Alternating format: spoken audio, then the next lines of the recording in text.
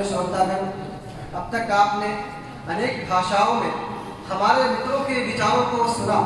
हिंदी हमारी राष्ट्रीय भाषा है, अतः इस भाषा की हमारे जीवन में कितनी बड़ी आवश्यकता है, हम इससे पूर्णभेद अवगत हैं।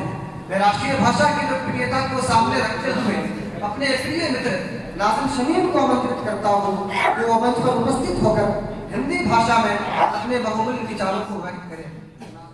अल्हम्दुलिल्लाह वहदह वस्सलातु वस्सलामु अला मन ला नबिय्य बअद, अम्मा बाद।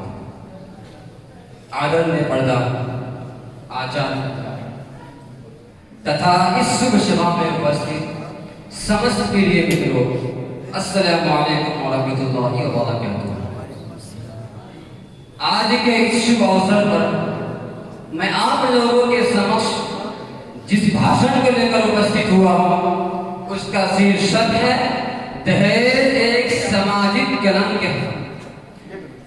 शादी में लड़कियों को लोग देते हैं दहेज, शादी में लड़कियों को लोग देते हैं दहेज, हो बदनसीब तो किस्मत कोई नहीं देता।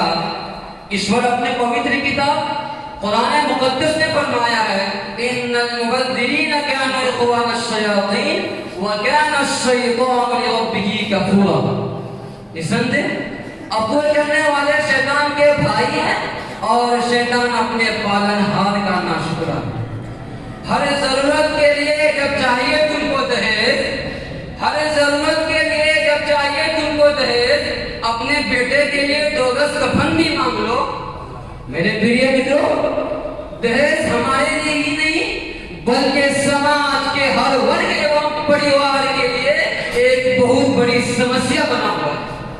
यद्यपि दहेज एक सामाजिक अभिशाप है, भारतीय समाज में यह अभिशाप निरंतर विकराल रूप धारण करता जा रहा है।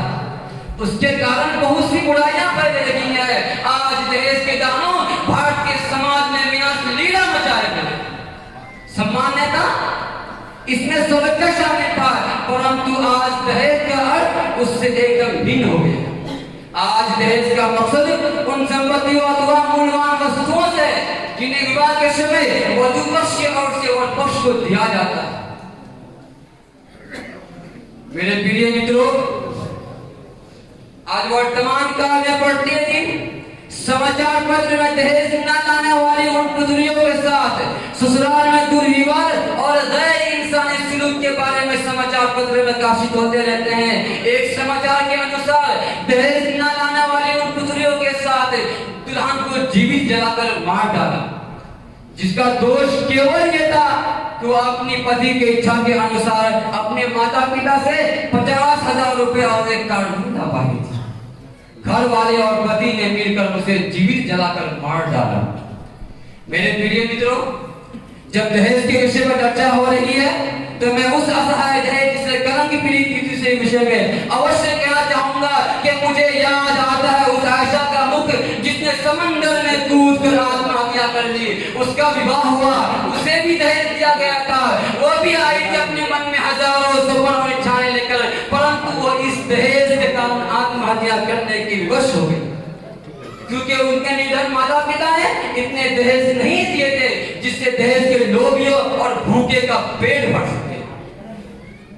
मेरे प्रिय मित्रों, आज हमारे समाज में इतना अत्याचार क्यों है, इतनी आत्महत्या क्यों हो रही है, इतनी बहुओं को मौत के घाट क्यों उतार दिया जाता है? आज हमारे समाज में दहेज जैसे बुरी परंपरा ने कैंसर का रूप धारण कर लिया है, जिसका उत्तर ये है कि हमने अपने भूतकाल को भुला दिया और वो मैं आता को दूर छोड़ दिया और नबी सल्लल्लाहु अलैहि वसल्लम की उन बातों तरफ्तु फीकुम मा मगरिकन तज़िल्लु मा तमस्सकतुम बिही मा किताब अल्लाह व सुन्नत रसूली को दूर छोड़ दिया और अज्ञानता की रीति हमारे अंग के अंदर पूर्ण रूप से समाहित कर दी। आज हमने दूसरों की बुराइयां को अच्छाइयां समझकर अपना लिया है। यदि आप ये हदीस में आया है मन तशब्बह बिकौमिन फहुव मिनहुम, आज की दशा देखकर अज्ञानता की के युग की याद आती है, जब लोग अपमान से बचने के लिए अपने पुत्रियों को जीवित गाड़ देते थे। आज बालिकाओं को गाड़े जाने की परंपरा नहीं, बल्कि शौक से लालन पालन का है। उन्हें कुछ शिक्षा देकर, किसी चीज में निपुण बनाकर किसी धनवान व्यक्ति से शादी कर दी जाती है, जहां उसका जीवन दोबर हो जाता है और वो बेचारी आत्महत्या करने पर मजबूर हो जाती है। मेरे प्रिय मित्रों,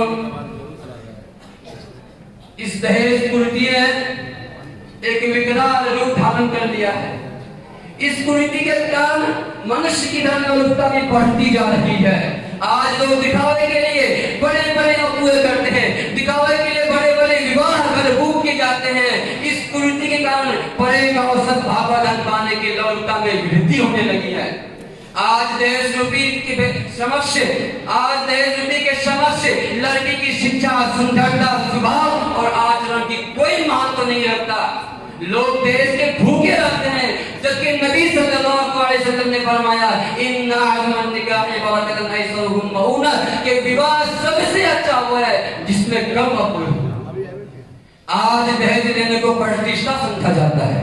जिस मनुष्य के विवाह में जितना व्यय हो, जितना खर्चा हो, जितने लड़के लड़कियां ऐश्वर्य होकर नृत्य करते हुए दिखे जाए, उनकी वीडियोस बनाकर उनकी अच्छी अच्छी तस्वीरों को लोड करके दिखाया जाए, वही विवाह सबसे अच्छा माना जाता है। इस कुरीति से तंग आकर निर्धन माता पिता अपने योगी को पैसे वाले अयोग्य को सौंप देते हैं, जहां उसका जीवन दोहर हो जाता है और वह आत्महत्या करने पर मजबूर हो जाती है।